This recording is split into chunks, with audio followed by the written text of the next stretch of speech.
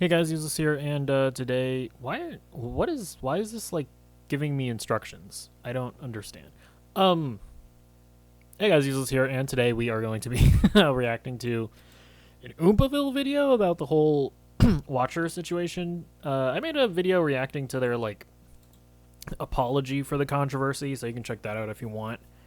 But I figured I'd react to a video like about or made by like an actual YouTuber or just at least like a guy that actually like makes money on the platform and would presumably have knowledge about the inner workings, just to get that perspective, because I just watched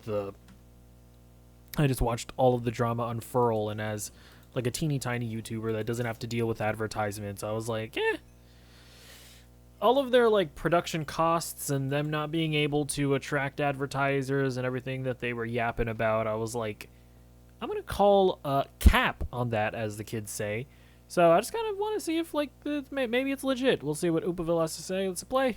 Okay, so, yeah, just making sure. Alright, let's just see. Okay, it still works. Still works. Little coach got a little street howitzer in case there's any highwaymen that approach and try to nick my baubles. I'm really upset today. Very upset. I've been upset for like 3 days now. Because this video is recorded obviously a week late, like everything else I do.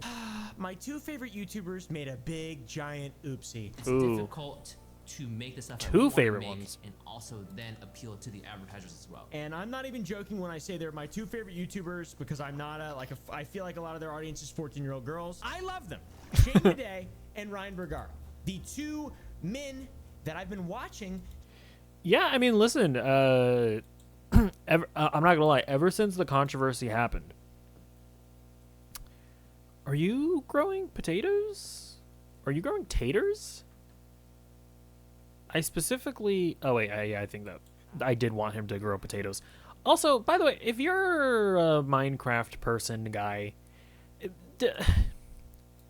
I want him to get the crops and then put the crops in this chest. Will he do this automatically? I still don't know if he will. Because I tried reading into it, and I think he has like an inventory. And I think that once his inventory is full, he will then start automatically putting potatoes in the chest.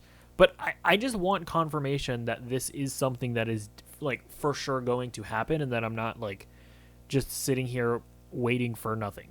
Okay, someone please let me know about that. But also, yes, because of this controversy, I started watching Watcher. And they make great content, like undeniably, and they have like some of the best chemistry that I've personally ever seen on the platform. Like they're very good together. By the way, yeah, same goes for this guy. Will he just start putting stuff in that chest? I need to know the answer to that question. Okay, let's hit play. Since they made BuzzFeed Unsolved one of the greatest series of videos of all time. This week on BuzzFeed Unsolved, we cover the Axeman Killer of New Orleans, one of the strangest serial killer cases I've ever read. Basically, one of the reasons I even decided to keep doing YouTube and didn't quit in 2019. This strange family road trip would set into motion a hunt for the family that would captivate Australian media. Local police sergeant Mark Knight called it, quote, the most bizarre case in 30 years. Blue text, yellow text. I love it. Incredible shit. I love these guys. But they made it big fat ass oopsie, and it's because they took advantage of something that most YouTubers take advantage of, but they just did it in a really dumb way. What a life I've lived here on this platform. YouTubers, like, that's such a weird. I just still to this day, past the whole situation, it is genuinely so baffling that they didn't realize that this just was never going to work. I don't understand how you don't realize that. How you think that you, as a singular YouTube channel, is going to be able to get away with stopping the posting of your content and creating your own streaming service. How do you not know that that's not going to work out for you? It truly is one of the decisions of all time. are always trying to maximize what they can get out of what they're given. They're trying to squeeze every last ounce of what's possible to squeeze out of the fruit that they're given by the YouTube gods. That fruit happens to be real people, though. That's the thing about YouTube. Is like the thing you're exploiting and taking advantage of. Those are people. A lot of people on YouTube try to go mainstream. Some people have done it successfully, and they no longer have to squeeze that fruit really hard because they've made it. Bo Burnham, for example. Here's a tip for straining pasta. Here's a 9-year-old who died. Fucking Fred. Hey, it's Fred, and it's really nice out, so I think I'm gonna go swimming later. He got to hang out with John Cena. That shit was cringe as but hey, I'm not gonna pretend like it didn't happen, okay? You gotta look at yourself and say, my time is now. Show what kind of man. Fred the movie is one of the seminal cinematic accomplishments of all time. I will not tolerate Fred the movie slander, quite frankly. Man, you really are. Use those talents. What are your talents, Fred? I'm a good singer. No! Lily Singh. That shit was terrible, but still, it deserves to be talked about sometimes in a positive light. I remember the day I told them, I think I'm gonna become a vegetarian. And one of my friends was like, oh, so you're gonna take care of horses? Obviously, most people aren't That able was to make this bad. transition smoothly because the audiences don't carry over. YouTube is a very simple thing. It's a very simple thing. It's a very direct connection you have with the creature that you're speaking to, the creature being you guys. I am the YouTuber. And a lot of times when you try to take shit to the next level, there's a lot lost in translation. And my friends, Ryan Bergara, they're not my friends. I don't know why I said that. My parasocial friends that I've known for in 6 years, Ryan Bergara and Shane Madej, they try to take their content to the next level, and it's bad. It's bad. The channel's called Watcher. I'm not sure if you guys have heard of it. Ghosts in the courtyard? Snapping specters? Yeah, it's just like it just speaks to the incredible disconnect that they have with their audience, to where they thought that, or they seem to think that their audience valued their videos for the production quality of them. Because, I mean, listen, one of the things that you can't take away from them is that their videos are very well produced. Like, more so than most of the content on this platform. But I guess they just didn't realize that while that stuff is cool and people appreciate it, what people like more than anything is just their personalities. And they just, like, nobody wants another streaming service. Like, that's just a no-go. Nobody wants it. It's never going to be a popular decision for you to transition from making YouTube videos into having people pay for it. Like, it's and it's like, when you say it out loud, it's just so obvious. It is what it is. Shortest short shorts of all time? Grab a snack and help us unpack all that and more. It's time for Ghost Files Debrief. It's an excellent channel, and it seems like they're still going to be posting there, but for a while there it was a little squirrely. Sell to your customers anywhere with Shopify, the commerce platform designed for entrepreneurs. Online, Yeah, I mean, on the good thing social, is in that person, they and kind of on walked the it go. back. Get Like, the tools you need to they're sell not the way you want. Powered by Shopify. they're not just not doing the streaming service anymore, It's just tough because but the content will be on the streaming service a month earlier than it will be on YouTube for free, which I think is an okay compromise. Like, I think that's perfectly fine and reasonable. Because I've always really loved and cared about the YouTube community, so it's hard to leave. Disclaimer, I get a little bit upset in this video. Not that I'm, like, you know, going super balls to the wall and stuff, but I love this channel and I love these guys, and I feel like this is something that made me upset, and I should make an honest video about it. As cringe as that may be, I am heavily invested in the YouTube culture, and I love the Watcher channel, and that's what we're talking about today. And I'm irritated and upset, and I feel backstabbed, but I also Oh feel my relieved. gosh, All right, parasocial 'cause at the end of the Andy over video, here. You'll see. What is Watcher? What is BuzzFeed Unsolved? What the is wrong with me? Who are Ryan and Shane? Well, guys, it's BuzzFeed is the root of all of it. BuzzFeed suffered a mass exodus of its top creators a couple years ago. People worked for BuzzFeed, made a bunch of money and a bunch of good content, and then they all just left because BuzzFeed fucking sucks and they did their own thing. The Tries guys and stuff. Today I'll tell you how the Try Guys became independent from my perspective. This guy is no longer a try guy. Oh god, Jesus. From my perspective. From my perspective. And the not stupid perspective. No, I'm kidding. Watcher? The three of us met at a media company called BuzzFeed, where we worked and hosted/created shows for almost 5 years. But eventually, it was time to move on, so we left, and joining forces to make shows seemed like the natural and horrifying decision. And thus, a little company called Watcher was born. Chris Ryanacker, apparently. I left BuzzFeed after being there for 2.5 years. I made over 240 minutes of content there, over 2 feature films lengthwise. If you put all my taste tests back to back, it's actually the length of Game of Thrones. And Wow. Safia Nygaard as well. Today I'm going to be talking about why I left BuzzFeed. This is a very requested video topic. A lot of you guys have been asking me about this, and I want to be as open and honest as possible with you guys. If you just Google why I left BuzzFeed, you'll see a lot of videos about people leaving BuzzFeed. It's essentially a subgenre of content. It's kind of interesting. It was a bit of a phenomena for a while. Now, Watcho, the channel we're talking about today was created by BuzzFeed alumni. It was founded by 3 members of BuzzFeed and a combination of their 2 most popular shows. When you're talking about things that you want to do in an office, which is your own living room, it doesn't seem that feasible or real. And that was tough because it required an insane, almost delusional bit of self-belief. Ryan Gregar is the creator and host of the BuzzFeed Unsolved franchise, which has amassed over 900. Yeah, like, you know what was also weird about the whole announcement video? Is just like how corporate it felt.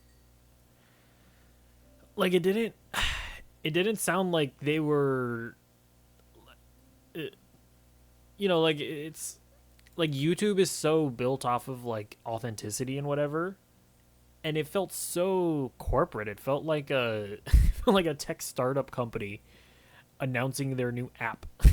It was so weird, and it's just so like out of character for these guys. It's just I don't know.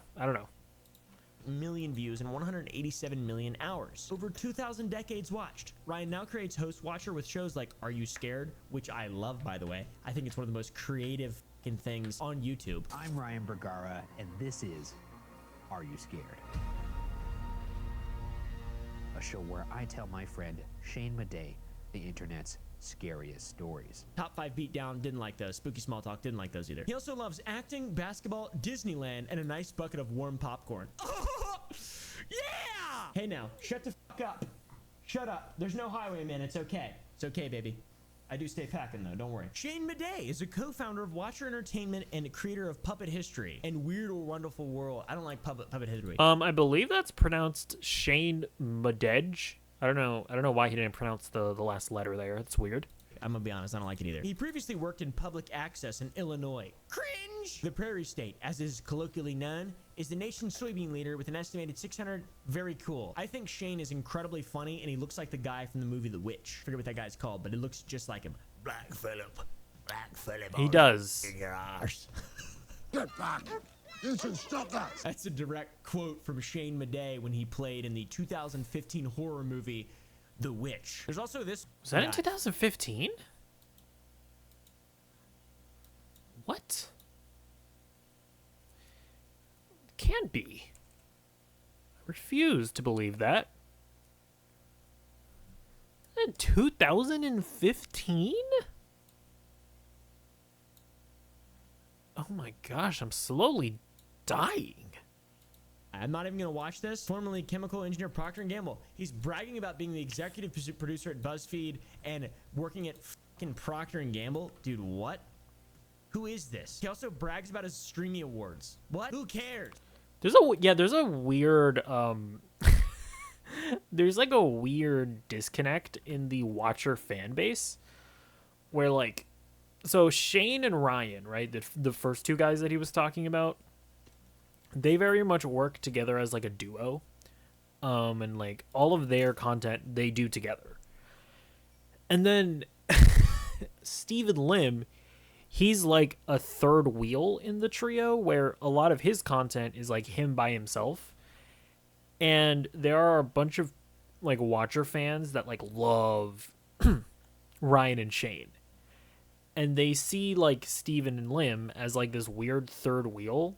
So there's just like this severe dislike of Stephen, which I personally think is unfair. Like I think their show Dish Granted is actually, I think, one of the better shows. It's like really wholesome. It's like it's just him like making a dish for one of his friends and making it very personal. I actually really like that show. Now again, I will say I've over the past couple of days, or the past few days since the whole controversy came out, I kind of like dove into Watcher content. And honestly, I think that Dish Granted, at least the earlier episodes that I've seen, because I started at the beginning, that's just like such a cute, wholesome show. So I don't know, like I feel like the hatred towards Steven is like unwarranted. Not that Oompaville is doing that, but him going like, who is this? Blah, blah, blah. Like that's very much just a common sentiment that I see. But yeah, anyways, Steven, obviously the odd man out here, and probably the only one of these three freaks that you've never seen before. Ryan is the gullible fellow, more inclined to believe supernatural elements and sort of scary things that go bump at night. He's the one who's like, We're not really sure what's happening. So we all of a sudden hear,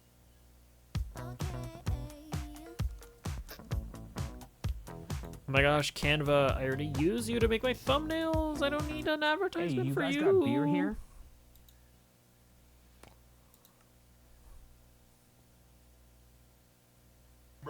And then Shane's like I'm the stoic logic guy, firing off witty quips for an occasional chortle of the audience. I'll be honest, I know their more popular series are like Mystery Files and Ghost Files and whatever. To be completely honest, the main content that I watched in my like Watcher familiarization process was like their like lower effort content, which was like the top 5 beatdown and like Dish Granted, if I'm being completely honest. So I haven't really watched that much of their more higher effort stuff. You ever watched a home video and been like, what the f was my dad doing? How many margaritas deep was this guy when we were trying to get footage of us in the pool? Yeah. Shane is a skeptic, okay? Lost colony of Roanoke disappeared due to a zombie plague.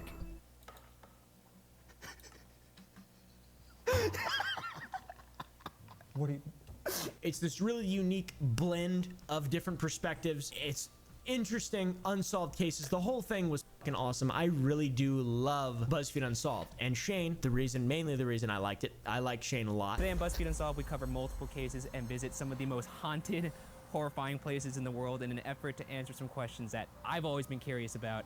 Are ghosts and demons real? And if they are real, can they manipulate, harm, and perhaps even kill the living? Steven, the third guy, comes from a different BuzzFeed show, one of the 2 that I mentioned when they all came together. It's called Worth It. So we are gonna go to 3 drastically different buffets at 3 drastically different price I'm not gonna lie, I watched a lot of Worth It on the toilet.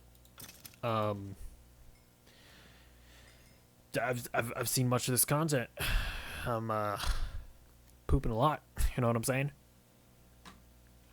To find out which one's the most worth it at its price. He was co-host with a guy named Andrew, where they compared price points of food and other things, and they determined whether or not it was, yeah, you guessed it, worth it. Duff in his tuxedo and his eye patch with his stories of Rodney Dangerfield, like that's worth the price alone. My worth it winner, Sterling Brunch. These motherfuckers left BuzzFeed and created the Watcher channel, and within 4 years, they have amassed 3 million subscribers. I've been watching since the absolute very, very, very beginning. Oh my gosh, he's an OG fan.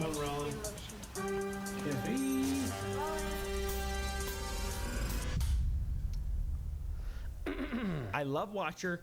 I cannot even, I mean, I really do love it. It's great. The content is immaculate. It's perfect. And by God, I was incredibly sad a few days ago.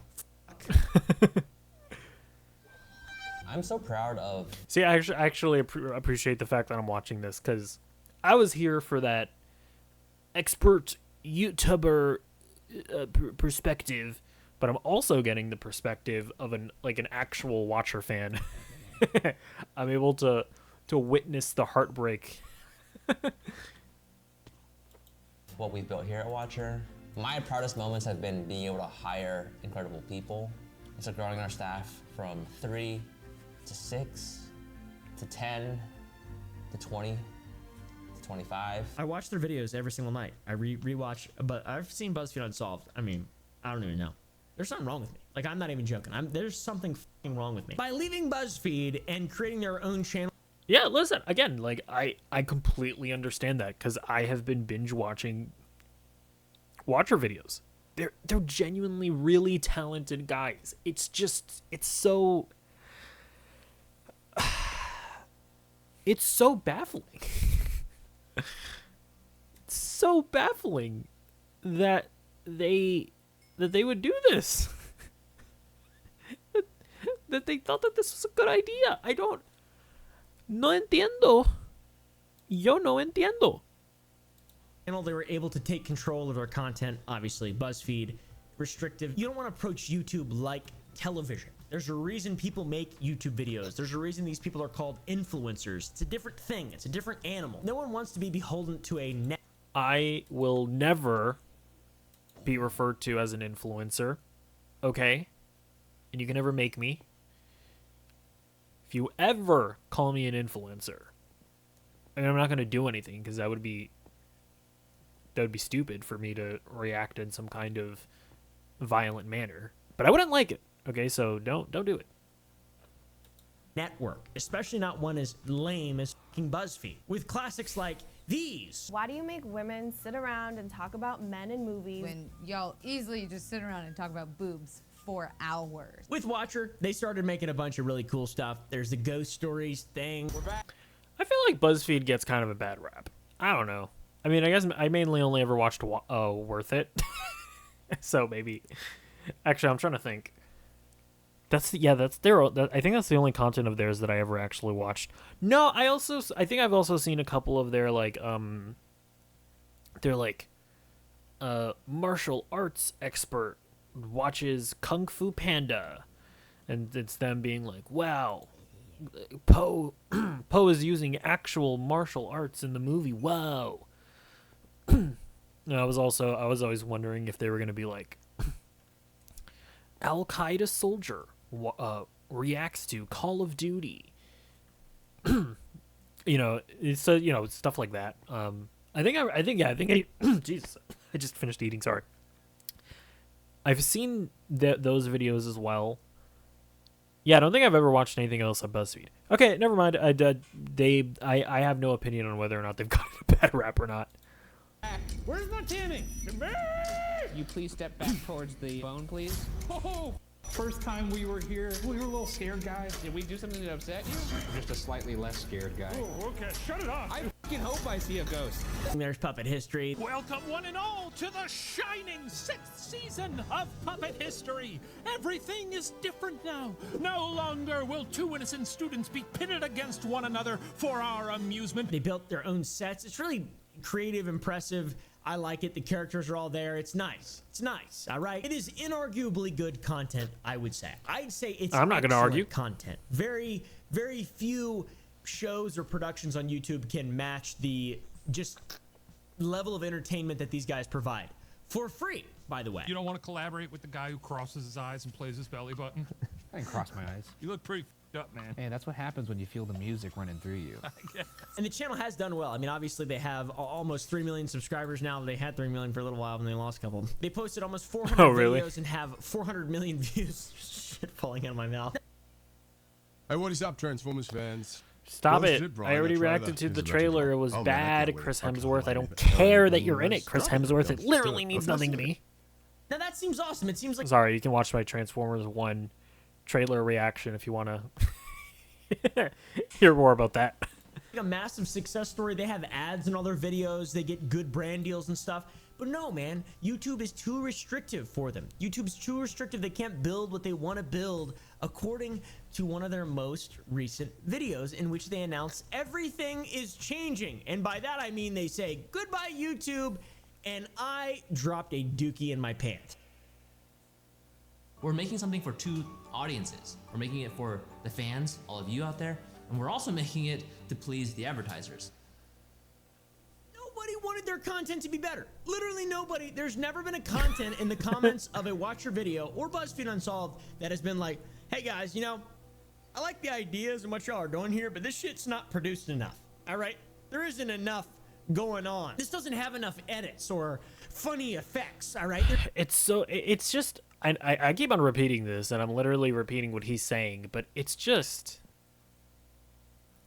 the disconnect is unreal. Actually unreal. And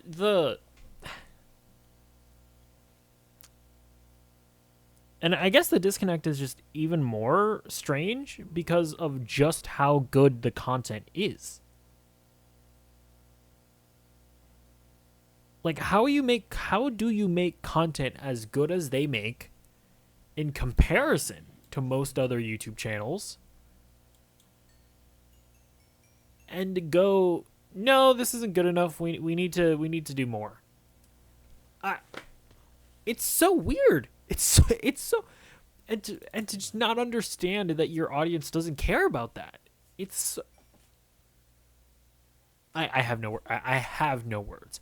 Oh well, okay. The one thing that I can maybe rationalize in my mind is that they probably understand all of this.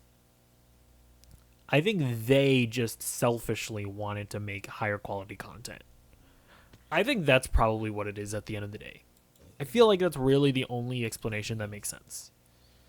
Is that they understand that their audience doesn't care about this. They care about it.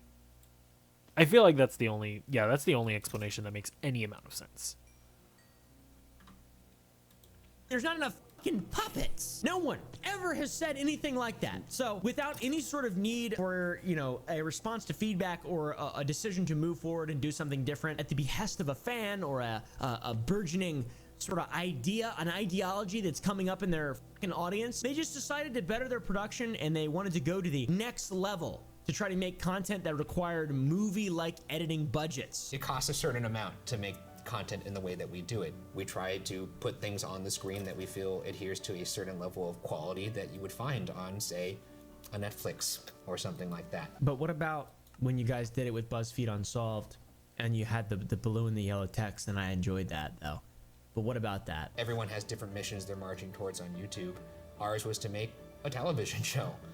And, over time, you start to realize, like, hey, maybe television shows aren't meant for YouTube. Perhaps we should find a different place that's better suited to the content that we're making. Or just make YouTube videos. You could also just make YouTube videos like what you've been doing and what you did for BuzzFeed. You don't have to make it that crazy. It's not that big of a deal. No one wants it. If you want to become irrelevant, then do it on TV.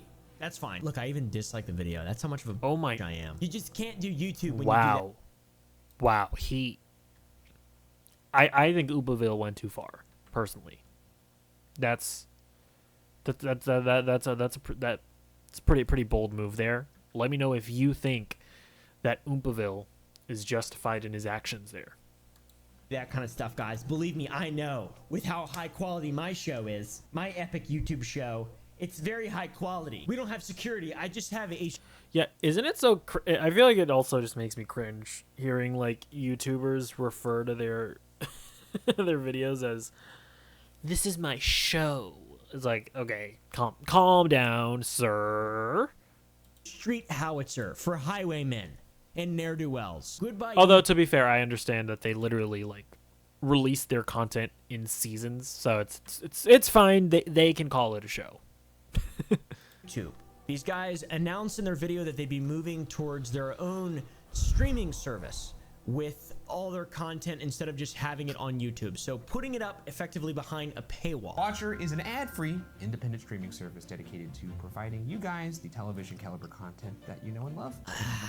They claimed that their production value would increase because there's no place for this kind of thing on YouTube. You know, over time, you start to realize like, hey, maybe television shows aren't meant for YouTube. Perhaps we should find a different place that's better suited to the content that we're making and can support the dollar amount that we're putting into each of these episodes so that we're not constantly running around trying to find sources of revenue to support the model. I guess they didn't really want to have to please advertisers because having advertisers in each show is a gigantic pain in the ass. I'm very happy with the progress that we've made over here at Watcher over these past 4.5 years, but it feels like we are I mean, I would be very curious to know what did they want to put in their videos that advertisers force them to change.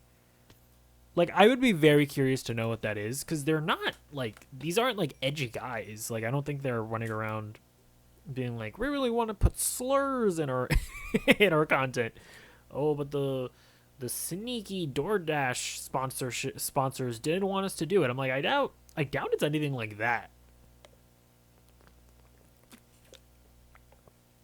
Like, what would it be? Like, is it maybe just, like, conceptual stuff where they were like, maybe they wanted to make like the travel season show, which is like the Worth It successor, and like advertisers were just like, this isn't a show that we think is good enough to sponsor the videos. So maybe that's why they decided that, okay, well, we're going to start our own streaming service in order to fund the shows that we want to make. Like, is it stuff like that? I don't know. At the point where we've hit a bit of a ceiling in terms of what YouTube is able to offer. More than 50% of our business is run by advertising. We are reliant on ads to make money, to pay the bills, to run this office, to make beautiful content for all of you guys out there. And they also wanted to be able to put enough money into shows that just wouldn't be possible with YouTube AdSense, which I feel like that is possible. If you got a really good team of talented people, just like 5, 6, 7 people, maybe you could make these shows, right? Maybe contract out some set work. I'm not sure. I really don't know. They don't post that often. In this goodbye video, they heavily emphasize the fact that they want to make television quality content, but not just for YouTube. They just want to make television quality content in general. It doesn't have to be for YouTube or the audience or whatever. It's not for free.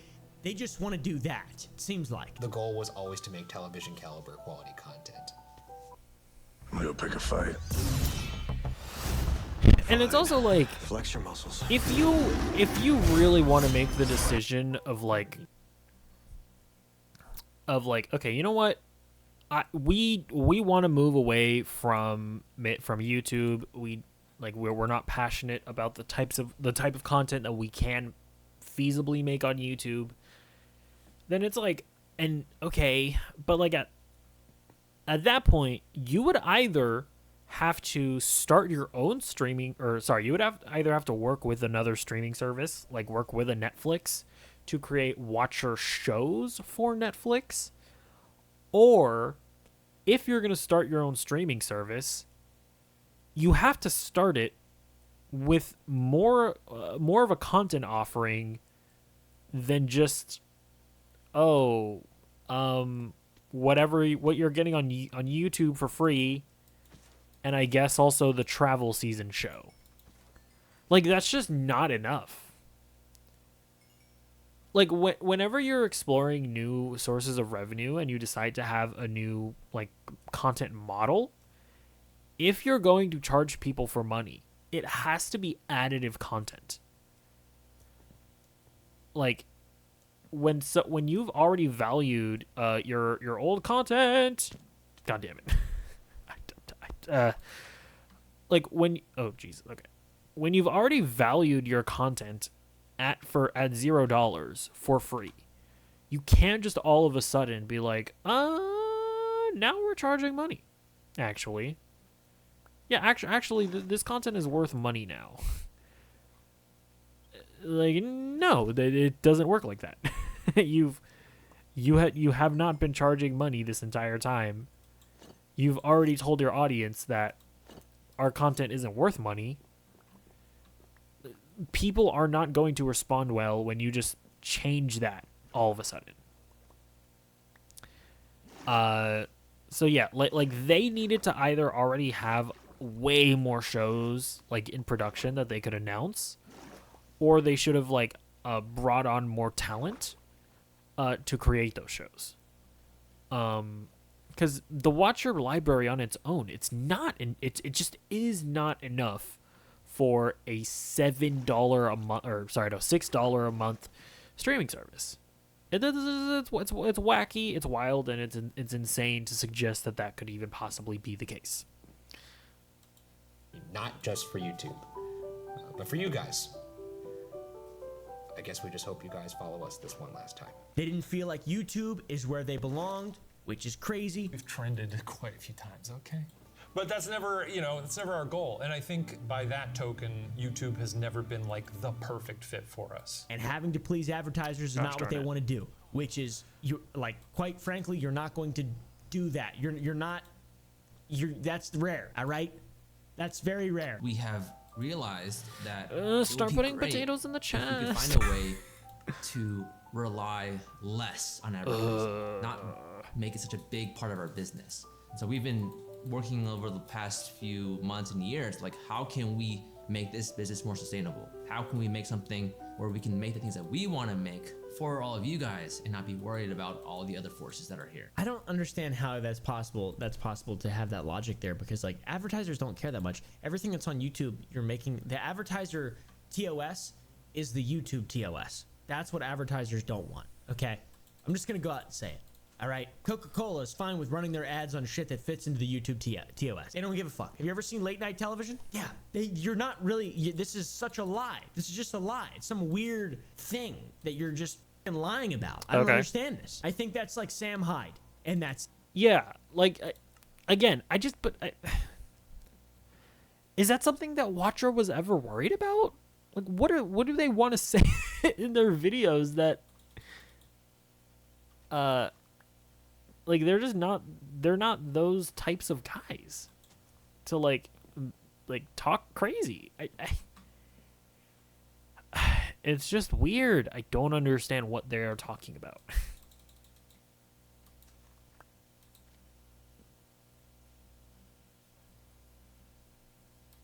That's it, pretty much. And maybe Alex Jones. This is the same approach that people take when they're just banned completely off of the internet. I don't know why you would follow in the footsteps of Sam Hyde or Alex Jones, but this is the move. This is the move that they made. They're putting their shit behind a paywall. I mean, that's a terrible idea. You're making YouTube content for free. People are watching your videos. You've amassed millions of followers from making free content and just quite literally just taking advantage of something massively for years, and now you're just like, well, I'm way better than this. We deserve way more money. We don't have enough money, and we don't like listening or being humble in any way in terms of our productions, our films we're making. So let's make people fucking pay for it. But don't worry, regular peon who watches BuzzFeed Unsolved and Watcher content, because if you're paying for Hulu, Max, Netflix, Prime Video, Peacock, Paramount Plus, Disney Plus, Shudder, Stars, and Cinemax, whatever it is you're paying for, here's another one. And it's only $5.99 per month, or $59.99 a year, saving you $12. Oh man, shoo, yes. I, a regular person, could definitely afford that and wouldn't literally just be better off giving it to a food bank or buying myself some food or something along those lines. You can become a member of Watcher. Yeah, I mean, I don't care to like virtue signal like that, but it's just, yeah, like it's not even about the whole like moralization of everything. It's more so just people aren't gonna want to do that. People aren't gonna want to do that, and even though $6 isn't necessarily that much money inherently, when you take into account all the streaming services that exist, it's like all of those costs add up. And for you to think that you as a YouTube channel that you're gonna be able to like take a chunk out of the Disney Plus pie is just delusional. It's weird. It's weird. For $5.99 a month or $59.99 a year. We want to keep the price low enough where anybody and everybody is able to afford it. For this $60 a year, you can watch their 24 different series, most of which were only one season and are available on YouTube for free. I assume they plan on extending those seasons or making more content behind their fucking paywall. Yeah, well, the idea was that all of their YouTube content beforehand would remain on YouTube, but everything from now on would be exclusive to Watcher. But they've now retracted that, and now it's going on the streaming service a month early, which is also weird in and of itself because now it just feels like Patreon with extra steps. Dude, the other weird thing is that they already had a Patreon. Like what? Like basically the way that it's all played out, it really does feel like they should have just this whole thing should have been was another Patreon tier, or like a change to the Patreon tier. That if you subscribe to Patreon, you'll get the content a month early. That's really all this should have been. You can even make a video about it and try and funnel people to your Patreon, but yeah, the streaming service now is just kind of pointless. The biggest thing, though, is that they touted the price as something that everybody can afford. The whole thing, to me, is just like, this is suicide. This is quite literally, you guys are killing your channel. You are alienating the people that made you able to even do what you are doing currently. Like, sure, you started off without having to prove. Oompaville is really using these ads, isn't he? Any merit or anything like that. You start off in BuzzFeed, which is a normal second job. I get monetized, oh my gosh, you will be absolutely drowning in mid-rolls. I will be absolutely drowning. Those dollar bills, yes, baby. You earned all this shit by being funny and proving yourself, and then now you're just like, well, we don't need to do that. Like, it was easy. It just came to us. People will pay money for our content. It's fucking perfect. Our content's television level. This isn't YouTube. We're not making YouTube videos. We're making television shows. Anybody could afford that. So what the fuck is different about Watcher TV, and how could you ever even begin to sell this when you are a content creator that has made a living and created an audience up until this point by making free content?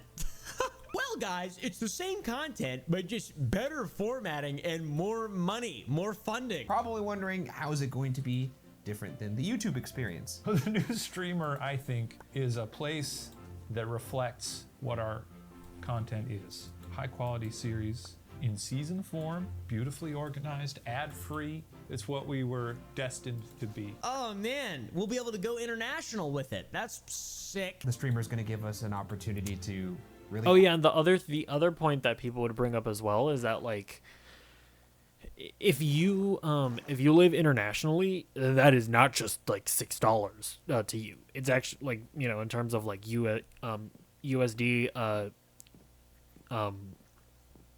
Oh my god, what's the word I'm trying to think of? Conversion. That's actually like a substantial amount of money. So it's not even one of those things where it's like, as an American, it's like, oh, $6, that's not that much money. And it's like, if you're living in another country, that cost of admission is significantly higher. Add to it from a format standpoint, but we'll also be able to take bigger swings and go international, like we're going to the UK and we're going to Scotland. They'll have more time dedicated to the shows and a higher production budget. Okay, this YouTube videos, I feel bad for them. I feel so bad for them because, you know, they put so much fucking effort into this shit, and it's just like their last video they have on their channel, goodbye YouTube, and then they have, you know, it's not a bad UI. I will give them that. Not a bad UI at all. I've released an apology video. Look, locked behind a paywall. No thanks. They've got to be the worst views ever. Like thousands. I'd rather use Rumble. I'm just going to be honest. I'd rather just use Rumble. It's free, at least. And there's some pretty insane, entertaining shit on there. But don't worry. Just because it's behind a paywall doesn't mean you won't get little teasers. They're not going to stop posting on YouTube forever. I mean, that's quite literally the hand that feeds them. That's how they got their start. That would be heresy if they did that. They'll post teasers for upcoming series and season premieres on YouTube for free, I think. But everything else will be restricted to their website. But you know, all this to say, you'll still occasionally see us on YouTube. We're gonna post trailers for our shows there. We're gonna have the season premieres of all of our series on there. But if you wanna watch the full seasons of all of our content, the streamer will be the exclusive home for all of that starting May 31st. Oh, thank you. Oh, thank you. Thank you so much. Thank you so much. Thank you so much. Something very concerning to me about this is you're just wasting money. All right? You're just wasting money. There's nothing on here. It's all the future content that's behind a paywall. The worst part about all this to me is that it's just the cost of their higher production that everyone wants, nobody wants. They're passing it on to me and you, like viewers of this shit, the people who want to watch this stuff. Yeah, I mean, listen, when you're making content, honestly, of any scale, whether you're fucking Marvel Studios or you're a YouTuber, it's just not something that you should ever be like you should never be telling your audience that you're making changes in order to fund your content.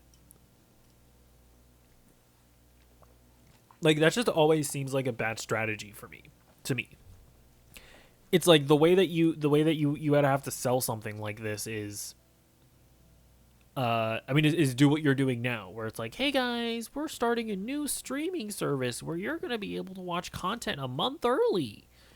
And so if you already watched their content on YouTube, nothing would be changing for you, really, because it's like, well, you know, time is arbitrary in that sense, right? You getting the content whenever you get them, like that experience isn't really going to change for you.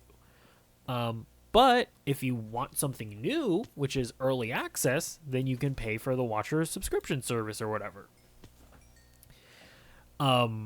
Like, that's how you have to sell all this kind of... That's how you have to sell these kinds of changes.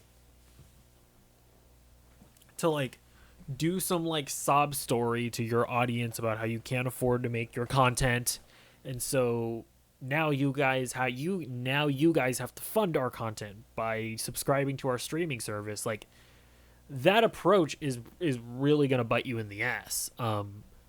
So it really is also the way that they just approached it. Like, they approached it in the worst way imaginable, because it really was just like, hey guys, our videos are way too high quality, and I know you guys don't really care about that, but yeah, we need you to pay for our content anyways. It's like, oh my gosh, like it's just like, no wonder this whole thing is a disaster. Who don't give a fuck how highly produced it is. Wendigoon doesn't have production that's even close to any of this, and his content is just as watchable. Because in addition to this guy, you will also be able to get the U2's Wendigoon coffee mug. And check it out, look how happy he looks. Doesn't that just bring you joy? He's got like the night vision inset eyes and the little deer horns. Critical. Simple content. Just as watchable. This is Shadowrun 2007. Okay, to be fair, I mean, you know, I don't need to do this. I don't need to shit talk Critical. I don't need to anger his fan base. It's not necessary. So I'm just not gonna talk about how his content isn't like particularly good, and probably don't want to compare him to Watcher when you're talking about lower budget content that is of comparable quality. But anyways, you know, I don't need to say that. Like, I don't need to talk about it. It's okay. I don't want to anger his fan base. One of the most underrated games to ever release. Came out in 2006, and it's fundamentally CS crossed with a hero shooter. It's YouTube, guys. It's fucking YouTube. The production's cool, but it's a fucking complete and total gimmick. Thank you for all the joy that you're spreading around the world and the lessons we're teaching with cocktails. What else would you expect from your children? And you're making people pay for a complete and total gimmick because you're mentioning television.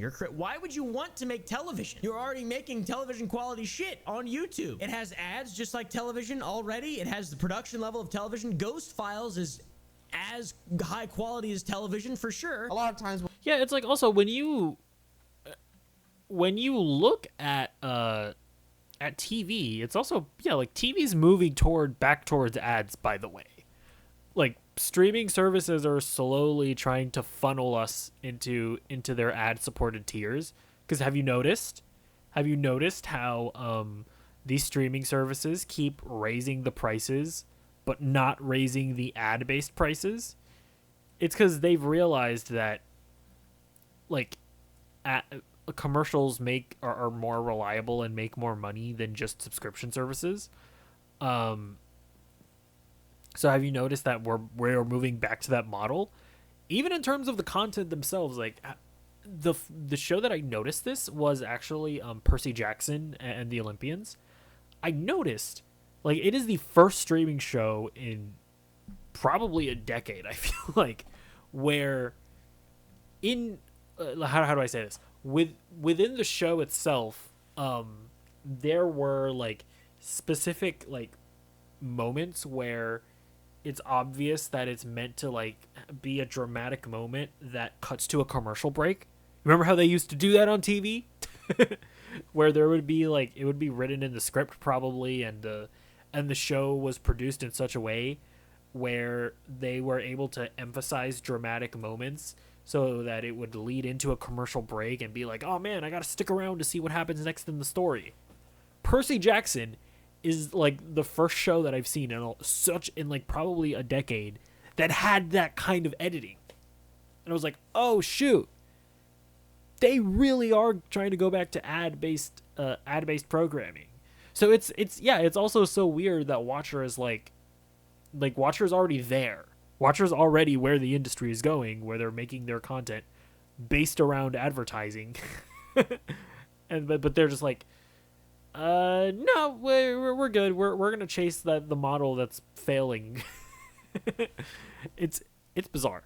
Although to be fair, like the Watcher, like this is also another thing that I hypothesize. It's like, I wonder if they were like, well, there's like a certain number of subscriptions that we need to hit in order to just be good for our stuff, right? Like for our stuff, which is maybe a little too highly produced and maybe a little too expensive for YouTube, but it's not going to be quite as expensive as like a real television show.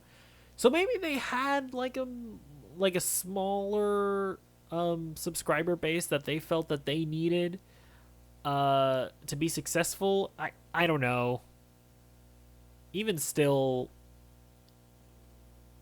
it's also just weird because it's like it's killing your growth as well. Like it's so, because like no, you're only gonna get people to subscribe to the Watcher subscription service.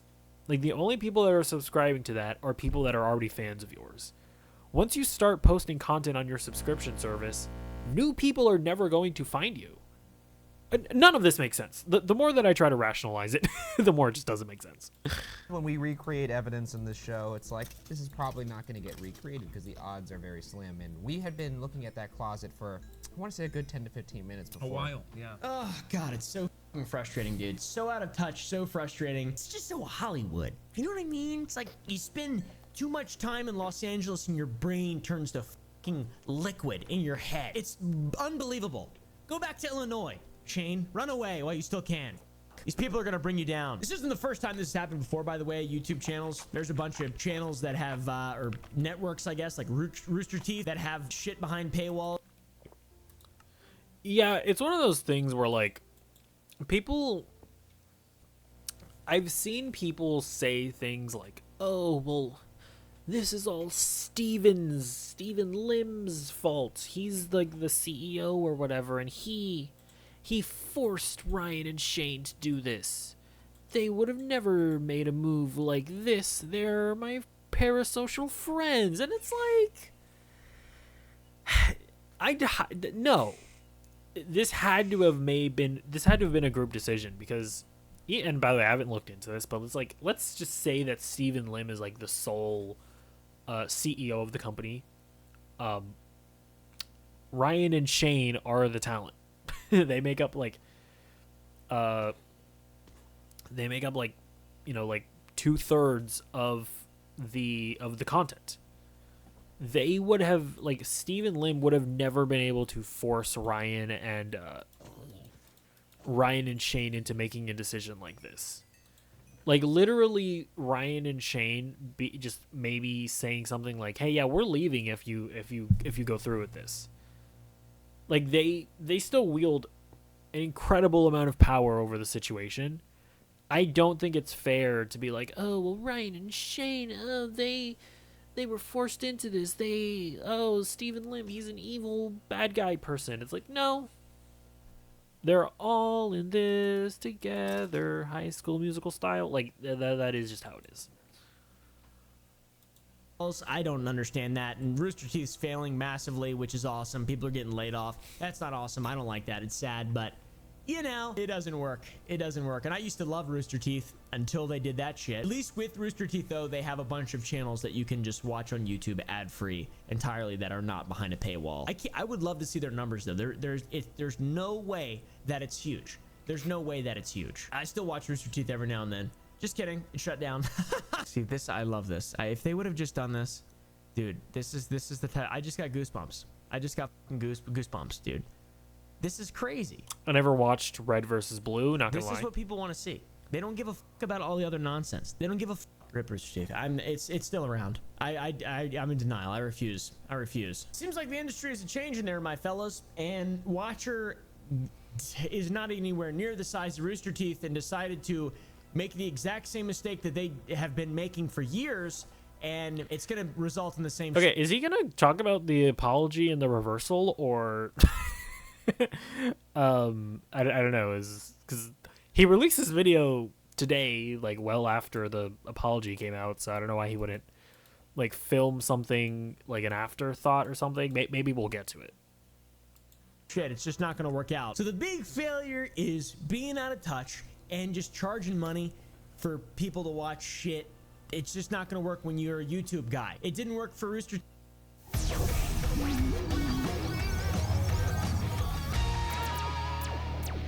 Teeth after a long time, even though they have a lot of titles and shit to watch behind their paywalls. Netflix, you're not going to ever be able to compete with Netflix. Obviously, it's a multi-billion-dollar business, but for $6.99 a month, you can watch thousands of movies and TV shows. It seems like for free. I'm going to be honest. It feels like free. I feel like I've never even paid for Netflix, but it's just a bold thing to request. So if it's a battle of comparison, Watcher fails every single time. Watcher, I would never spend a dime on Watcher. Watcher, I hardly know her. If you just want to support a creator, that's one thing. But if the creator is making it a thing to just have a mandatory paywall for all their content and just being so fucking idiotic and out of touch, there's a lot of issues with it. We'll get into the issues. All right, guys, I want to hear what you think is the biggest issue, because this is a big learning moment for YouTube, I feel like, and a lot of content going forward. People are going to be looking at this from now on. Guys, I vow to never make the useless plus max Peacock service. I will never do it. Sometimes, you would say never. You never know what the future holds. I simply cannot ever imagine a moment in my life where I would do something like this.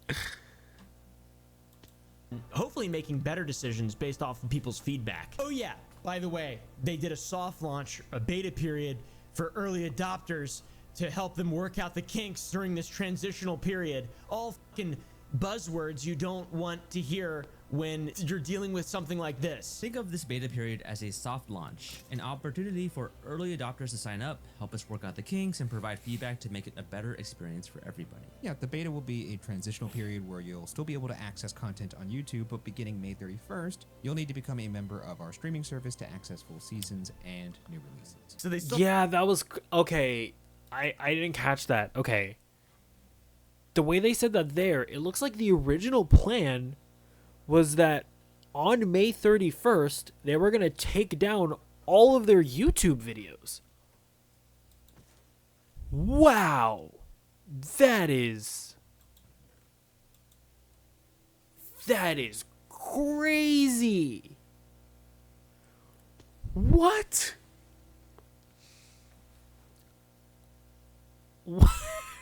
Oh my gosh.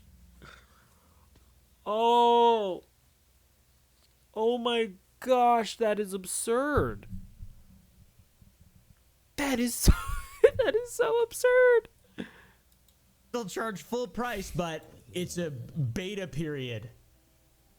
We've been reading the things you've been saying, and we're sorry for the way we handled this. Now, these three, I don't want to say idiots, but I feel like this is just a level of idiocy. I mean, that you kind of has got to say it. Has to be acknowledged. These three idiots. Or in the words of Logan Paul, they had a severe, very severe lapse in their judgment. At the very least. Hoped that their YouTube following would just follow them right on to Watcher. There are 3 million people. They did not expect the level of outcry and hatred that would emanate within their community. Just everyone. There isn't a positive ratio. comment anywhere. There's none. I was angry off the bat before seeing anybody else's, this isn't me seeing someone else's thoughts and being like, yeah, I'm also angry. I'm a huge supporter of content, and like, you can pay for content if you want. Streamers, for example, barely make content, and people give them money all the f***ing time. They shouldn't, but they do. Hey, thanks for the gummies.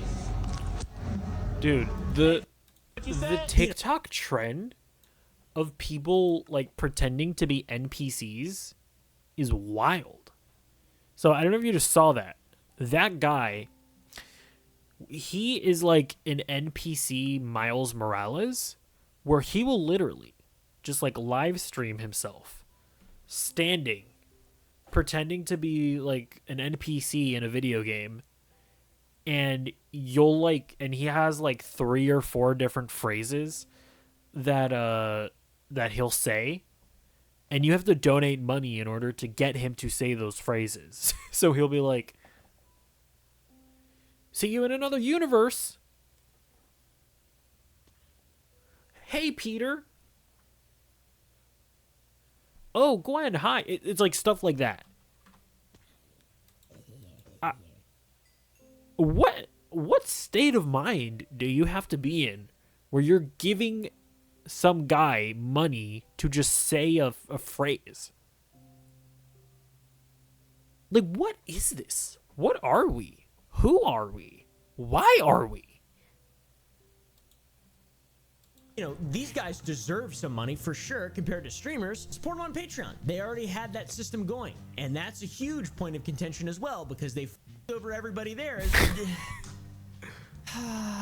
The big backlash is making people pay for shit that should just be free because they're making YouTube content. It's fine to have a Patreon, right? It's fine to get bits and donos and subs and all this stuff. That's completely fine in memberships. It's cool when it's voluntary and someone who has a little bit of extra money is supporting. What they did is not cool. This is not cool. This is a completely different thing. Also, having money, having a Tesla doesn't inherently make you a bad guy. It doesn't just open you up to, being a piece of shit and being able to be criticized. Yeah, I mean, I don't like. It's one of those things where it's like, okay, let's say that Stephen Lamb sells his Tesla, downsizes his life. Would he then have enough money to support the content that they want to make? I don't think that the math would work out that way, to be honest with you. But yeah, I mean, optically, it all looks really bad. To the end of time, just because you have some money and you're spending it and you've been successful. Like, I don't think these guys should be poor. I think they should all three be very well off. I just don't think that their stupid decision to... Have you lost Medicaid or CHIP? At healthcare.gov, 4 out of 5 customers can find a quality plan for $10 or less per month with financial help. Enroll in a plan today at healthcare.gov. Paid for by the U.S. Department of Health and Human Services. Want to increase their production value should fall onto us, the viewers, and alienate us entirely. In fact, I would say download Tor and go to Pirate Bay or whatever the website that people use is now, and just pirate all of their. Yeah, it's like you making a streaming service makes it more. I feel like it makes it more like not weird to pirate your. Why do I keep on doing this? Why do I keep what is my problem? I don't understand why I keep on doing this to myself. To myself, I keep on doing it.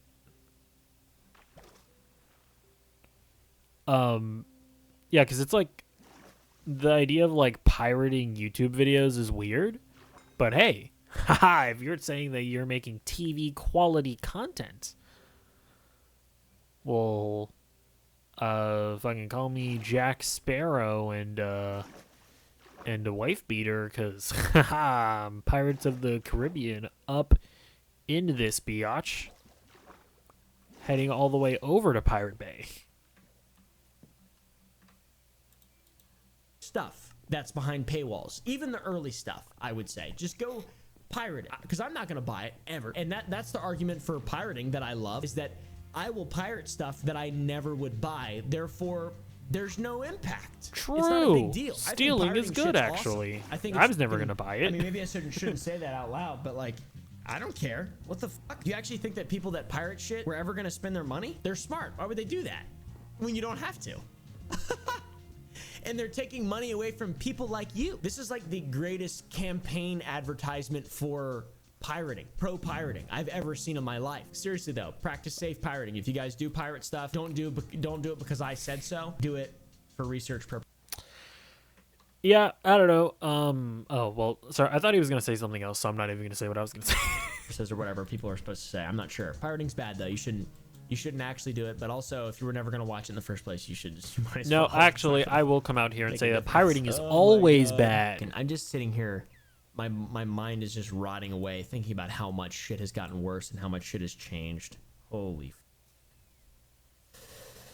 Can you start putting it's crops in the chest, slap in the please? face to everyone who watched anything from Watcher. Now you have to buy the show, guys. You like it? Well, now you have to buy it, because we can't all pay for our Teslas unless you buy it. I have to say, I mean, I am disappointed in Mr. Oompaville here that he didn't see. He had to have seen the apology, but he was like, I'm gonna release this video. He's putting stuff in the chest. What? Why was it open? Why was it open?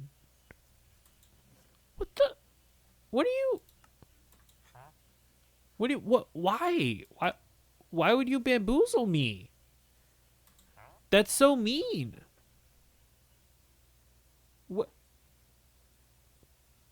What's your problem?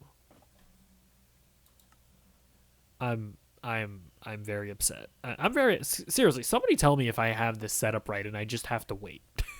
I don't know. 500 staff members in Los Angeles. But it's okay, because anyone and everyone can afford the paywall. It will all work out fine. On to the Patreon subscribers, though, because that shit pissed me off. I was a Patreon subscriber for a little while, and my Patreon, I just deleted it and stopped supporting all the people I was supporting, but I was subbed to their Patreon. They have 13,000 members, and their lowest tier is $5 a month. At the very minimum makes 65 grand. Okay, so that is a bit of a misconception. You can be a member without actually paying for one of the tiers.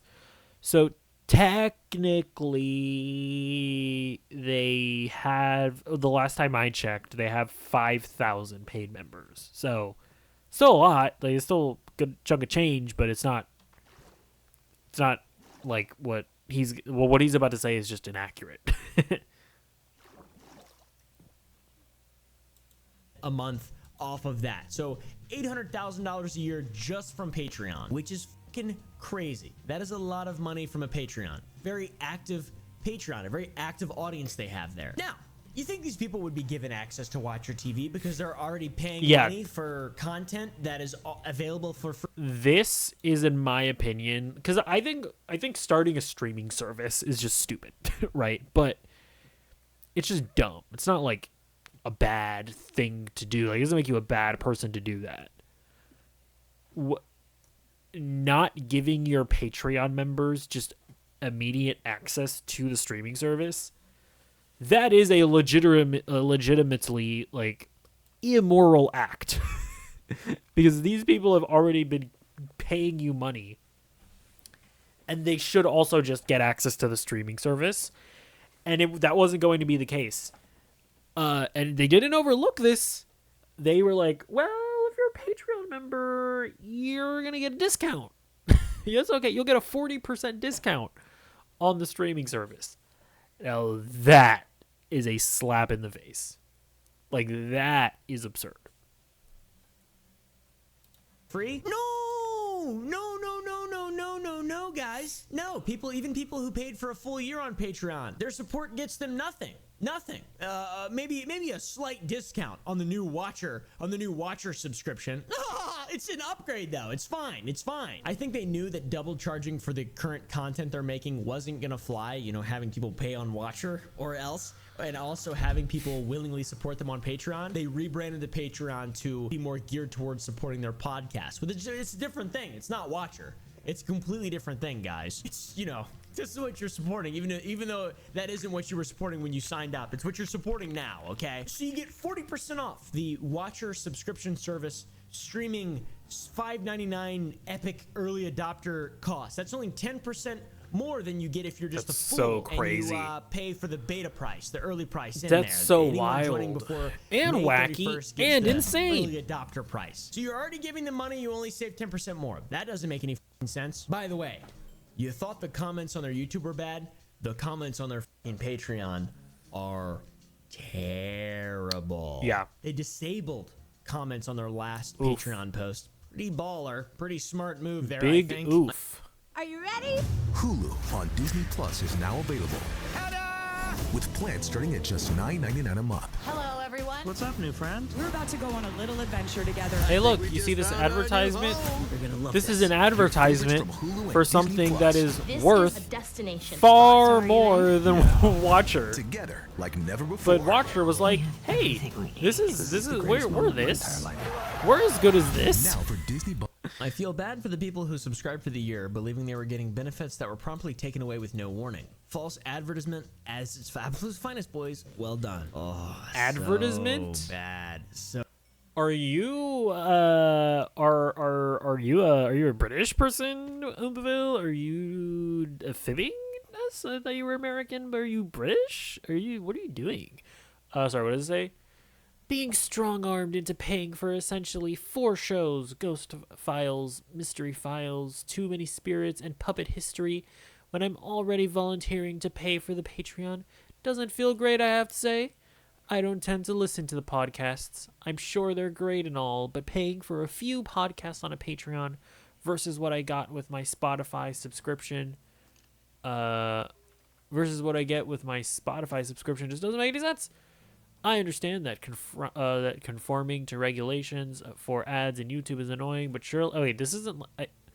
I thought this was going to be like, Watcher... Like, he was talking about how crazy the comments were. I thought it was going to be like, Watcher, you are terrible people. You're literally Adolf Hitler, and you beat my 3rd child to death. I thought it was going to be, like, insane comments like that. So mean. The Patreon comments are f***ing rough.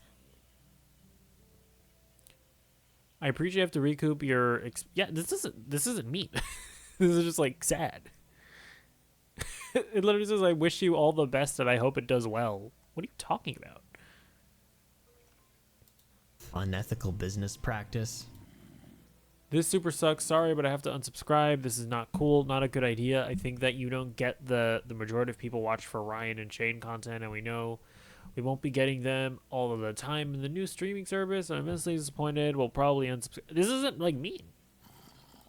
False advertising. This is such a fucking mess up. Such a mess up. It boils down to greed and a big giant slap in the face. A true, real clear example of greed was with Shane's wife a girl named Sarah. She defended them and doubled down on her Tumblr blog and said that they have to pay people fairly and still make survivable wages. Yes, they have to make survivable wages. Shane has to make a survivable wage so he can pay for the $50,000 wedding venue that they were on, that she posted publicly on their fucking Tumblr, dude. Like, if you're gonna be doing this, you're gonna be just being so out of touch. You could have done this, by the way. This could have worked, but this is a fucking idiot's way to do this. It's hard to support ourselves. Well, I'm sure you could still afford a Watcher subscription. Anyone and everyone can. This is a bit nitpicky, but I find it very bizarre and a bit unnerving that they edited this goodbye YouTube video to be sad and depressing, as if they have no choice but to move away from YouTube. As sad as it is to say Yeah, goodbye to YouTube. it's so stupid. Sad piano music. It's the right thing to do. Maybe that is the reality because they can't afford their channel or whatever, but wouldn't you just take a step back with the channel? Like, there's not an outside project or anything like that. There's not like... Yeah, so in their like apology video, they talk about how they were like, one thing that we're not gonna do is we don't wanna lay off any of our staff. And it's like, I understand that. I understand that at all. A lot, right? But I will bite the bullet. If you are going to lower the production value of your videos, that is almost certainly going to entail of laying people off. Because I mean, that's where like that's where the cost in high production value comes from. It comes from hiring more people to do the extra work necessary to make higher production quality content. And I understand that sucks. Like, that is a horrible thing, having to fire somebody. That being said, these are tough business decisions that need to be made, and that, yes, I will bite the bullet, should be made before screwing over your audience. Like, yes, sorry. If you're not able to fund your current content, you just have to scale back a little bit. It just is what it is. Screwing over your audience is undoubtedly the wrong answer. A business they're trying to build outside of this, like something bigger, more important. It's just YouTube content that they're trying to turn into something that it's not. Television, cinema, nonsense, and the community isn't even expecting or demanding it in any way. It's just they're creating their own problems and hurting themselves and blasting themselves in the feet for no reason, and also knowingly abandoning their core audience. That's what drives me mad, because I would never pay for a fucking paywall streaming subscription service. I understand wanting to make your content better and the difficulty of paying people and all that. That's all completely reasonable and makes perfect sense, but this is just idiocy. It's just tough because I've always really loved and cared about the YouTube community, so it's hard to leave. And you watch the video, it seems like they don't, it seems like it's Steven's idea. It's a bit of a conspiracy, but I'm gonna blame it 100% on Steven. In my mind, Shane is fine and Ryan is just learning. That's how I'm gonna understand it, okay? Ryan's gullible in every situation, especially... This is just like a cope, in my opinion. Like, I'm sorry, but if Shane and Ryan did, like, let's say that they didn't want to do this. Let's just say that. It is still their fault for not putting their foot down and saying, no, we're not doing this. Like, let's just say that Steven is the big bad guy here. His idea, he pushed for it. It's still up to Ryan and Shane to put their foot down and say, no, we're not doing this. And if somehow Steven Lim has the, if he has the power to force it through, then it is up to Shane and Ryan to leave the company. Straight up. The notion that,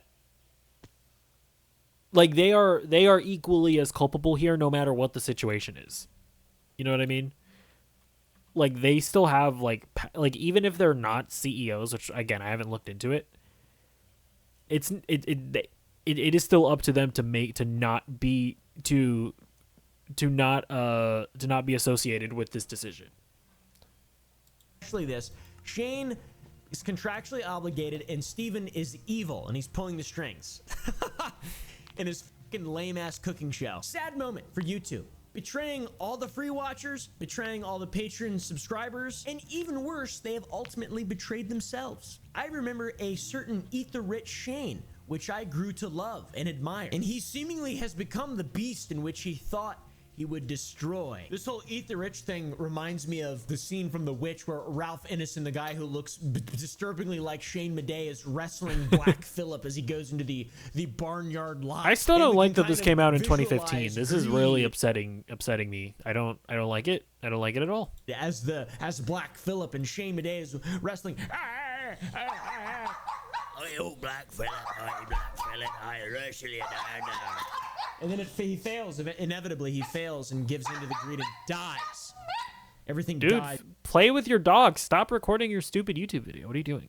And it all sucks. Ironic. It always happens, guys. By the way, it always happens. A man who damns money and is in the business of making a lot of money is a man who will obtain money dishonestly, said that fascist woman. What? The man who damns money has obtained it dishonorably. The man who respects it has earned it. I mean, I don't know. That's like the whole thing with like Hassan Piker or whatever, where he's like, oh, where he's like a socialist or something, but then he also makes a lot of money. I mean, I don't know how I necessarily think about this. I kind of flip-flop where I'm like, it obviously seems just on its surface shady, but I don't know. I'd also like what exact policy changes do they advocate for, right? Because if Shane's whole thing is that he just wants like a public option for healthcare or whatever, well, it's like it doesn't matter how much money he makes because that's like a policy that needs to be implemented, right? Because like if he's making a ton of money, but he advocates for rich people to pay higher taxes, I mean, I don't necessarily think that you being rich is like a contradiction in some way. So I don't know. We can call these people dumb without like getting into stupid like politic debates. I believe it's ironic though. Little did we know we were listening to Shane ring the leper's bell for years. You from the rich, eat the rich. Ah, yeah. I mean, I do want to eat the rich. You know they taste good. This person put it real well. I think the watcher situation wouldn't be as wild if Stephen Lim wasn't specifically asking for the viewers to fund his stupid show about eating steaks. Okay, I'm also gonna tackle this. Have I talked about this on this video? I don't know. I've talked way too much about Watcher in the past few videos on both of my channels. But if you want to go to my main channel and check out the videos that I made where they're like actual like edited content, this is like my not my live stream channel because I don't have time to do live streams, but this is like my unedited content channel. It kind of sucks, I acknowledge that, but I think I'm kind of entertaining enough to make it worthwhile. But if you want to watch my edited content that's probably of better quality, head over to the link in the description below. You can go watch my Watcher videos where I made like edited content. Anyways.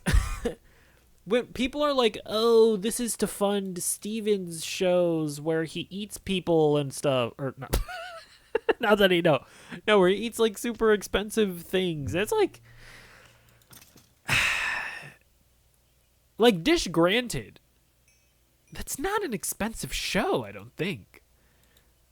Because they filmed that in his apartment. I think I did talk about this earlier, but I'm going to repeat the point. He films that show in his apartment. Like buying like a $200 steak or something. In the grand scheme of things, when it comes to a production on one of their videos, where they talk about how their videos cost hundreds of thousands of dollars, buying a $200 steak isn't like that big of a deal. Again, I think that the weird hate boner that people have for Steven, it seems unfounded and it seems a little cringe to me. Like the idea that like Stephen Lim arguably making the most affordable content of the group. At least from what I can ascertain. Him being like, people just blaming him because they're not the guy that they have a parasocial relationship with. It's a little cringe in my opinion. Old leaf or whatever the rich people do. That is so fucking funny.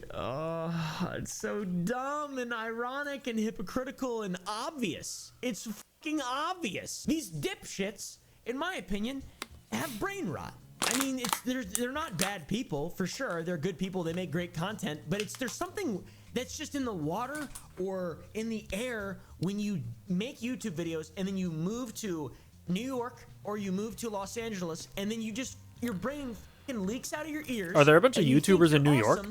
Is that a thing? Forget how to be a human with a rational brain and logical thoughts. It was the quickest destruction of well-earned, I would say, goodwill that any channel has ever completed, in my opinion. It's unbelievable. We regret stating and implying that it's a price that Here we anybody are. can afford, and we fully The acknowledge apology. that it is not.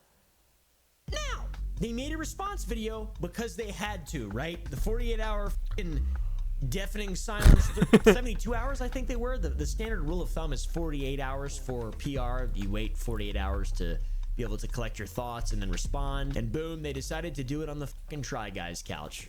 Jesus. Today, April 22nd, they made an update video.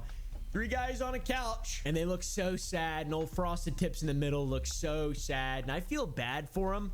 They apologized and Don't stuff. stop. Okay, guys, listen. Get your parasocial relationships in control. Shane is just as culpable as Steven. In any situation, Steven or Shane and Ryan should have stopped Steven, even if Steven is the evil perpetrator here. In any situation, they either should have just stopped it from happening in the first place, or they should have left the company if they couldn't do that. In any situation where, like, on the Patreon thing alone, the Patreon thing alone is, like, immoral enough, and obviously immoral enough, that you cannot, you can't give them a pass. You just can't. For our ignorance around the impact of the cost. We regret stating and implying that it's a price that anybody can afford, and we fully acknowledge that it is not. They say that they're grateful for everyone's support, and they realize how insensitive it was to let their message be, misinterpreted. We're sorry for how we originally delivered our goodbye message to YouTube. It was insensitive. We didn't properly express how much we appreciate all of you. And we did a really bad job of explaining the reasoning behind this transition. In the way that they didn't mean for it to be interpreted, it's saying that everyone can afford. They feel bad for alienating the audience. Okay, of course they do. Because it's fucking dumb, and it is bad. Of course. You don't have to apologize for that. Pull your cocks out. All right? That's what we want to see. So what's their fix to all this?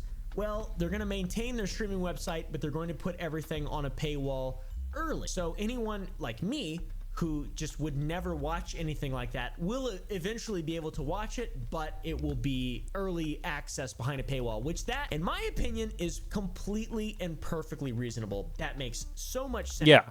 Again, I think it's Patreon with extra steps. Like the streamer is just useless at this point. I mean, well, I guess to be fair, it's like their own they technically get all of the revenue. They don't have to split it with Patreon. So on their end, I mean, I guess I can see why the streamer is worth it, but like, I guess if anything, it makes the Patreon useless. I guess the Patreon is the streaming service with extra steps, maybe if you want to look at it that way. But just the fact that they already had a Patreon when all is in and of itself is so weird. It's so weird. It's so weird. Or stuff that isn't allowed on YouTube. Can say and show some and whatnot, and potentially, occasionally, every now and then. That's worth it, right? But that's completely different than what racial slurs. Say that. I don't know. What you dipshits did the first time. You greedy. If you want to watch our shows early and ad-free, you can catch them on the Watcher platform a month earlier. After that, you'll be able to watch our shows on YouTube for free. I love these guys so much too. Like, this hurts my feelings. I'm upset by this. Personally, I feel attacked. Yeah, this is like if your friend like punched an old lady in the face. I feel you, Oompa. I feel you. They begin to explain the reasoning why they took the streaming service route, and that is because they wanted full ownership and control over their content, and they didn't want to, you know, have to jump through the hoops to maintain relevancy for advertisers. They didn't want to compromise their content to fit the needs of advertisers. When we started Watcher in 2020, we wanted to create shows that we were proud of, that we had ownership over, and that would provide you the caliber of content that we felt you deserved. However, we were again, even in the fucking video, they're like even in the apology video, they're like, the caliber of content that you deserve. It's like, nobody cares about the caliber of the content. People just want to see you be funny and argue about food and or like tell each other scary stories or look at true or unsolved true crime stuff. Or see Steven cook food for his friends. Like that's definitely the one thing that they it still seems like they have that disconnect with the audience, where it's like, listen, if they themselves just want to make TV caliber content, that's fine, I guess, right? Like, be passionate about whatever you're passionate about, but don't push that onto us when that's not what we're here for. Harder and harder to stay relevant to advertisers and the constantly changing YouTube landscape. Advertisers are pretty lenient nowadays, gonna be honest. You know, I would gladly make you guys a Sour Boys flavor and pay you a lot of money, probably, because you'd sell a lot of candy. I would gladly do that. I mean, all you gotta do is ask. I still would do it now, as long as I could come hang out. Apparently, they would have had to lay people off and shut down their channel if they kept their content on YouTube. So they made the ultimate decision to create a streaming platform. We faced some incredibly challenging decisions. Yeah, because then the other thing is like, even with how expensive their content was, this is something that Penguin Zero maintains. You know, he says that he owns like an advertising agency, and he's obviously a very successful YouTuber. He would know how this stuff works. He still maintains that even at what he imagines their operations would be like, that he still finds it weird that when you take into account their merch, when you take into account their tour, like their live shows, when you take into account the Patreon, when you would take into account YouTube ad revenue, and when you take into account sponsorships, he still finds it odd that they weren't able to run their operations, even with how expensive it is at the moment. Which I can't necessarily say for sure, but I am sus, you know. If we were playing Amogus, I would probably throw them out of the airlock, if I'm being completely honest. We didn't want to compromise our content to ensure they met advertising requirements. And we definitely did not want to lay people off that have brought Watcher to life behind the scenes. And we didn't want to bring Watcher to a close, which would have happened if we stayed solely on YouTube. Which is absolutely fair. And I understand the difficulty of you know, having to change things. Money coming in versus money going out. It is an absolute fucking struggle. And I run multiple businesses that are incredibly expensive. We have a low production on the channel, but it's all just my friends and stuff. Like, we just go around and do this shit, and I hope that I'm paying people what they're worth and paying them enough to where they don't have to worry that much about money. And I'm spending all that shit on something really cool you guys are going to see in about 8 months that has nothing at all to do with videos, but it's pretty cool. And it's not candy related either. That's another project. He's teasing other the projects? accepted honoring refunds. Oh my god, dude, he's working on an Oompaville subscription service. What? Wow. And they talked about Patreon supporters saying that they had a key role in the support that has allowed them to come as far as they have been, because that's completely f***ing true. And the way that they did this shit is so ignorant and stupid and overlooks just every important aspect of... I mean, whose idea was this? Seriously, whose f***ing idea was this? We need to know. Like, these are two things that I really want to know. Well, I mean, whose idea was it? Actually, I don't actually care about that much, because at the end of the day, it doesn't matter whose idea was it. They all agreed to do it, in my opinion. Like, that's actually not relevant. The one thing that I want to know is what type of content did they want to make? What were their advertisers saying no to? Like, I'm so curious about that, because I can't imagine what content they would have wanted to make that advertisers were like, we would never put our better help ads onto this type of content. Like, what? What are you? What is blood yapping about? Like, what? I just can't imagine what kind of content Watcher of all people would be making. All current Patreon members will receive a free subscription code to the platform. If you already purchased a subscription, please contact us and we will issue you a full refund. I think it was Steven's idea. Is it just me, or do you just like, let's fucking eat him? I want to eat that guy. Not really. I think that there's like that segment of the Watcher fan base that have a parasocial relationship with Shane and Ryan. It's like, guys, let's say it was Steven's idea. It doesn't matter. Shane and Ryan went along with it. That honestly doesn't matter. I'm just kidding. That seems like a threat. It's not a threat. It's more of a hypothetical. You know, I would eat him. He probably tastes great, wrapped in gold foil or whatever. He seems pretty rich too, so it makes sense. These guys could have quite literally solved this problem by just putting a poll on YouTube and saying, hey, would you guys want to support us on a closed off sort of streaming platform? I think that would have been great, and I would have actually considered it at that point. But now I will be bullheaded. I will completely block that from my mind simply because I want the consequences to actually mean something in this situation. I will continue watching their videos. I love these guys. It seems like they learned their lesson here. I am very upset still, and I think I'll get over it though. I think I'll be able to watch their videos. I love them. It's just fucked up that they...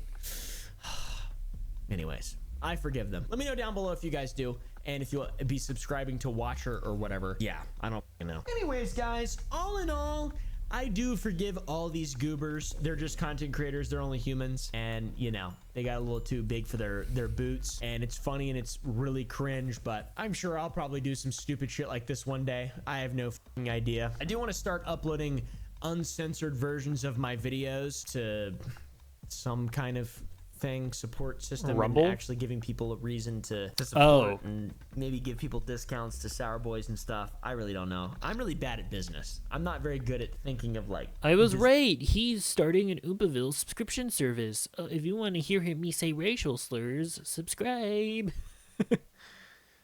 Business ideas on how to extract money from people. I always feel really guilty. That's the mindset. The Harvard business mindset. How do you raise the numbers up? Whenever those numbers are directly attached to people, kind of hard. Is that just me, or is it like a little kind of hard to just treat people like they're not? But that's also the thing. It's just like, how do I know? I don't know anything about anything, and even I can like intuit just the basic principle of, if you're offering something for free, you can't just all of a sudden start charging money for it. Like, I just intuitively know that. How do they not know it? They are smarter than me. Absolutely. But how did they not know that? I don't know.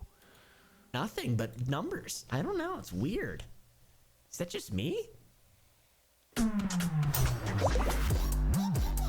Is the video over? I think it might be. Yeah. Yeah, I largely agree with what he said at the end there. It's like,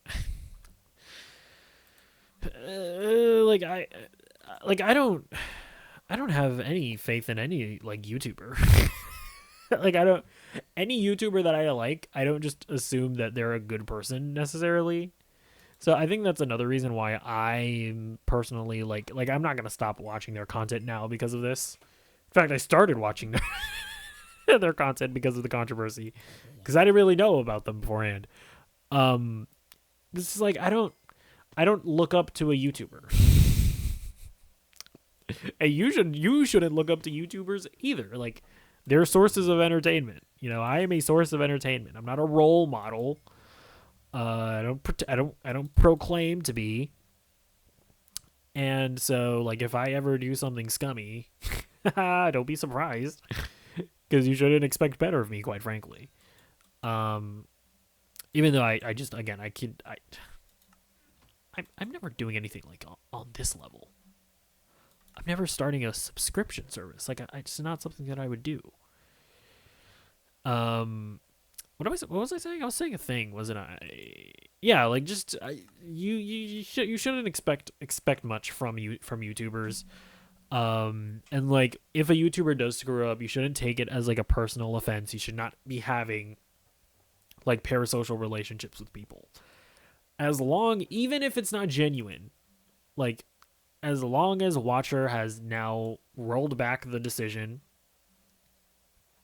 and they are now, you know, still posting content for free on YouTube, I'm fine with it. I like, whatever. That's kind of how I feel about it. But let me know what you think about it all in the comments down below. Are you upset still? Do you feel like you've been personally offended here? Like, have you been personally maimed emotionally? I was trying to think of the word. That's not it. Let me know in the comments down below. And yeah, I'll see you in the next video. Goodbye. Goodbye.